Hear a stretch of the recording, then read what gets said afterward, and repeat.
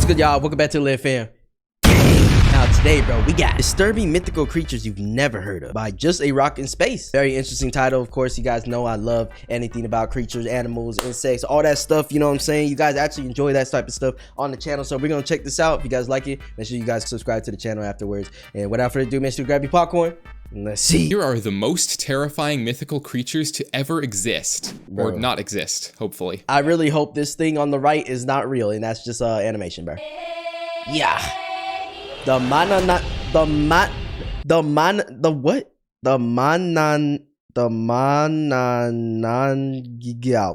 Manananggal is a monster originating from the Philippines, and its name roughly translates to one who separates itself.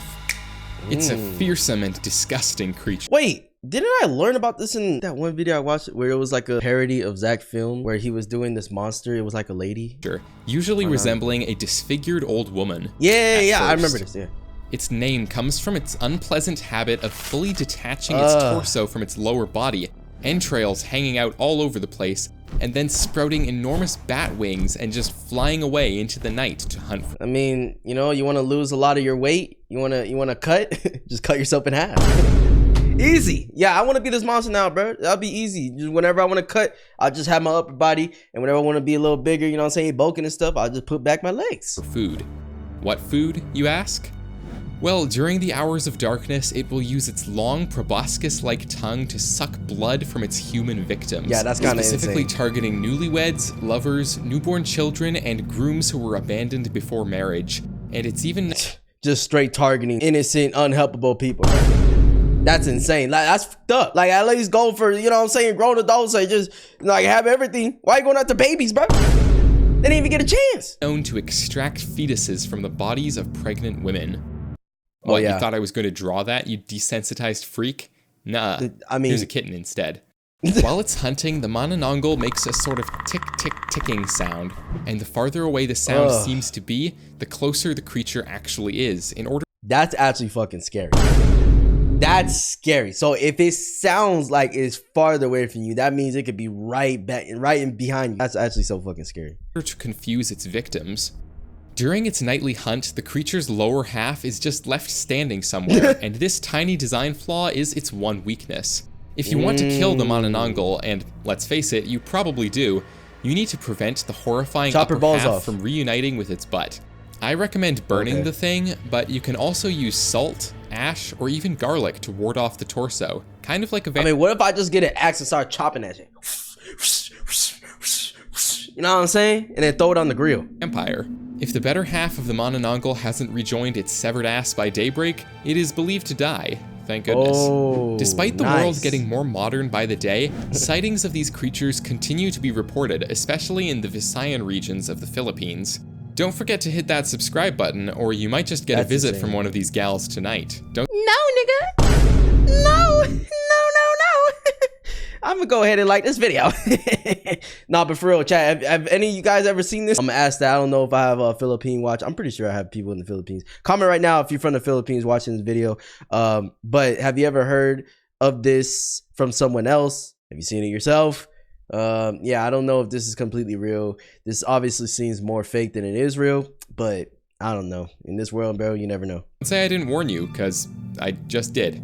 If you thought that was awful, hold on to your knives and torches, because the Manananggal is actually the least scary creature in this whole video. Oh, and we're dead ass. Are about to get weird. So we got fucking Godzilla, huh? That's one? Weird. Okay. The Deadly Whistler. The Deadly Whistler, also called El Sibon, is different from the other creatures on this list. Hey, I ain't gonna lie, bro. Need to hit legs, bro. Weak ass boy. And his story is something of a cautionary tale. Originally, this creature was an ordinary boy, and he was a spoiled brat who always got everything he wished for. One day, he told his father to go out and hunt a deer, his favorite meat, to eat for dinner. His father did not return with a deer.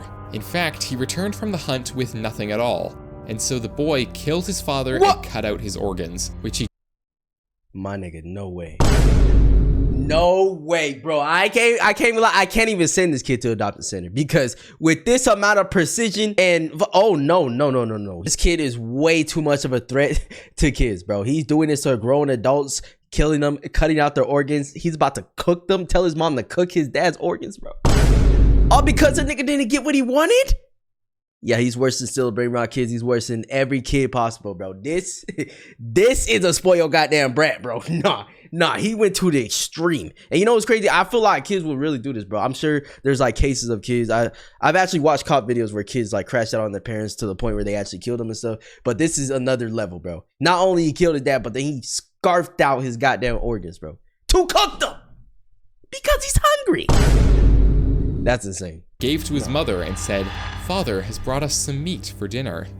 Bro. Well, that escalated quickly. The boy's mother cooked the meat, but quickly realized what had happened. Wait, this meat tastes familiar. Wait, what you mean it tastes? How would you know what his dad's organs taste? You know what? I don't even want to know, bro. This family's weird. The part of the story that I've just told you greatly varies between tellings, but the next part is always the same. The boy's family ties him to a post and whips him, and cleans his wounds with alcohol, chili peppers, and lemon juice. Damn. Ouch. They give him a sack of his father's remains, which they curse him to carry for eternity. Then 2 rabid... I mean, that's obviously extreme, but what the kid did to his dad was extreme as fuck. So it's like, you know what I'm saying? You got learning at a young age. It comes with consequences, bro. So shit, that's crazy though. But yeah, that would definitely, I understand why he turned into what he turned into. But he was already fucked as a kid. So it's like, damn, he was just destined to be a monster, I guess. Starving dogs are released upon him. The skeletal creature that came out of this terrible circumstance would be called El Cibone, or the Deadly Whistler, standing at about 6 meters tall and creaking about the treetops with its bag of bones.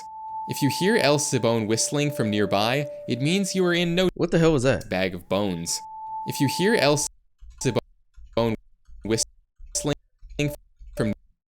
If you can read this, comment lemon meringue pie and confuse everyone. LOL. Oh, okay. No, I'm not commenting. Nearby, it means you are in no danger. But if the whistling sounds distant, it means that your death is closer than you think.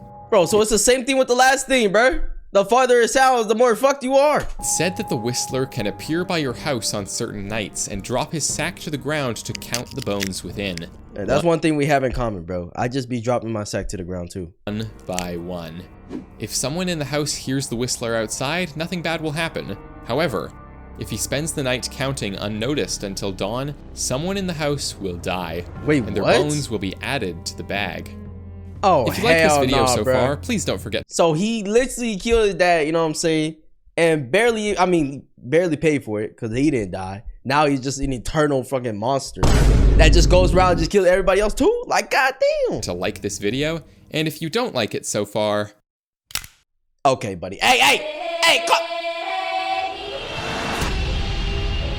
The Nuckelavee is a sea creature demon coming from Orcadian folklore, from the islands of Orkney. Okay. No tales describe what it looks like when it's dwelling down in the depths, but an islander named Tamas claimed to have an encounter with the thing and described its on-land appearance in impressive detail.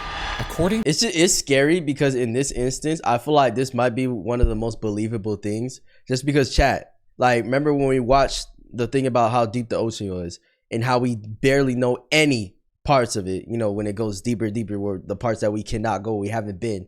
It's like, we don't know what the hell's down there. So, you know, myths like this are actually more believable, you know, if they come from the sea, because it's like, we don't know what's down there. To Tamas, the Nuckelavee has a man's torso attached to the body of a horse, as if it were a rider, except the torso has no legs. It's just fused with the equine's back. The man's long arms can reach the ground from where he sits, and atop its shoulders is an enormous head up to 3 feet in diameter. Oh, hell no. I forgot to mention that the Nuckelavee has no skin, with black blood pulsating through yellow veins. Okay, The horse's head has an enormous gaping mouth that exudes toxic vapors, and one single eye burning like a red flame. So we got a cyclop horsey with a long arm, big head ass motherfucker. Like, yeah, it's starting to get a lot more unbelievable now. But still, I don't know, because there's ugly ass motherfuckers in the sea too.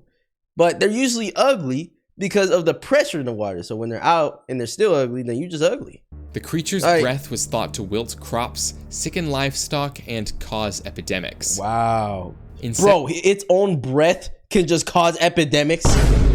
Yo, do you guys understand how significant that is? That is crazy. 1722, one of the islands of Orkney began the practice of burning seaweed for a number of boring reasons, including making soap and glass and improving soil for farming. The point is, the pungent smoke emitted by doing this is believed to have enraged the Nuckelavee and made it go on a wild rampage, causing plagues, destroying crops, and killing cattle and horses. This disaster seemed to spread to all of the islands in the business of burning seaweed. It's said that, like many sea-dwelling mythical creatures, the Nuckelavee can't cross borders of fresh water, so if you're ever being chased by it, just jump across a creek or something and hope for the best. Up next on the... So, just jumping across this little creek can save my life, bro? After this freaking devilish ass thing? Yo, I mean, shit. Thank you, but damn, that seems so simple. For the best. Up next on the list of disturbing mythical creatures is the... Oh. Cipactli. The Aztec civilization believed that before there was anything, there were these 4 god dudes named these lovely names, which I can pronounce. Tezcatlipoca, Zipitotek, Quetzalcoatl. Just don't feel like it right now. Using their godly powers, as gods do, these guys created the water, some more gods, and most importantly, Cipactli, a sea monster existing on the cosmic scale that had an insatiable appetite for everything it could get its mouths on. This yeah, being that fucking huge, he could deadass eat anything. Nigga look like he eat the damn sun for all I care. This creature was so hungry all the time that every joint on its body possessed a different mouth. Okay, bro. Yo, get this freak ass. Yo, that ass, what is this? Who created this? Like, how much do you need to eat? Elbow mouths, knee mouths, knuckle mouths, you name it. This begs the question, if where's bro did? Each joint has a mouth, and mouths themselves have joints, you know, for jaws and stuff, did the creature's mouths have mouths? And did those mouths have more mouths, and so on? Anyhow, I mean, at this point, that would make sense, because he already has like 20 different mouths already. As the gods continued on with the creation of everything, they realized they had a problem. Everything they made would just fall into the ocean and get eaten by Cipactli.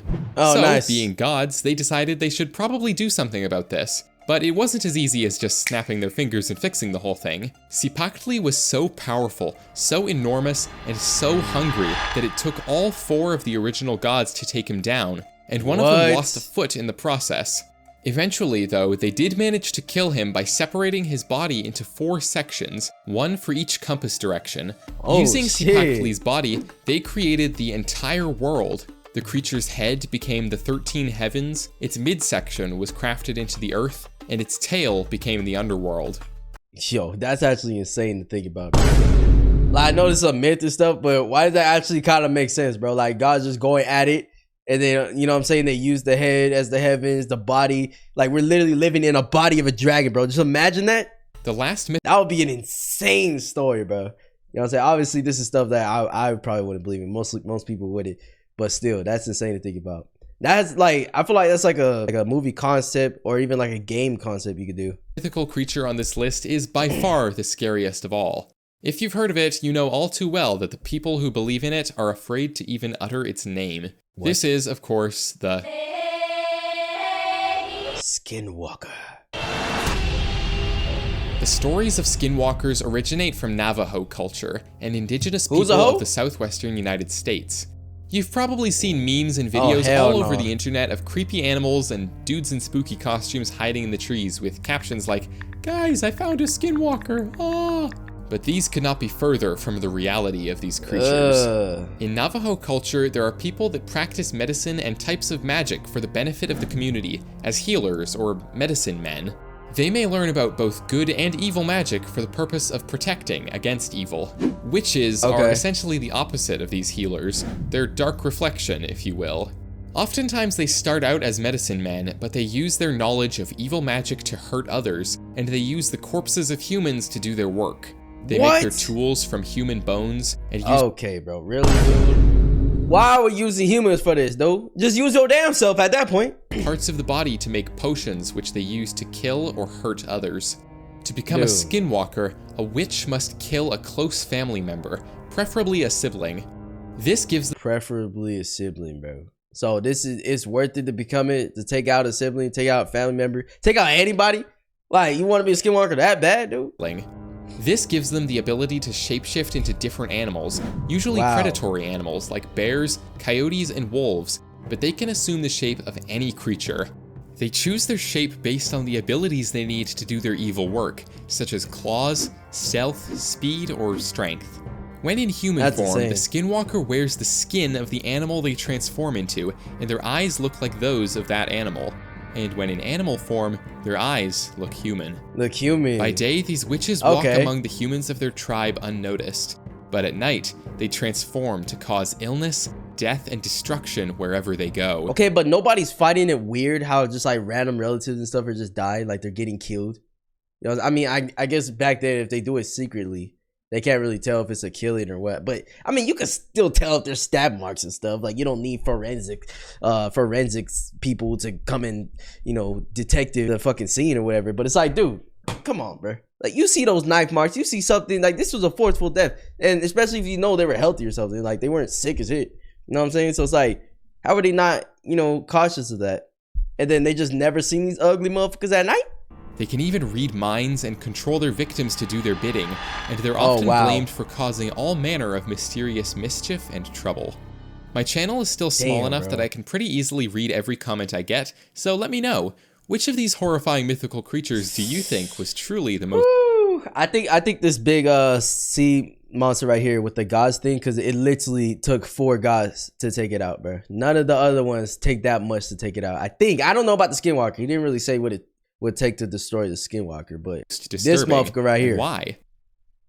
As always, thank you. Chi-Chi's, whatever the name is. But yeah, Chad, that was scary, bro. You know what I'm saying? Hopefully all of these are myths. But if not, we're cooked. We're cooked. You know what I'm saying? But yeah, Chad, let me know what you guys think about this. Which one do you guys think is the most deadliest? And I'll see you guys in the next one, man. Peace.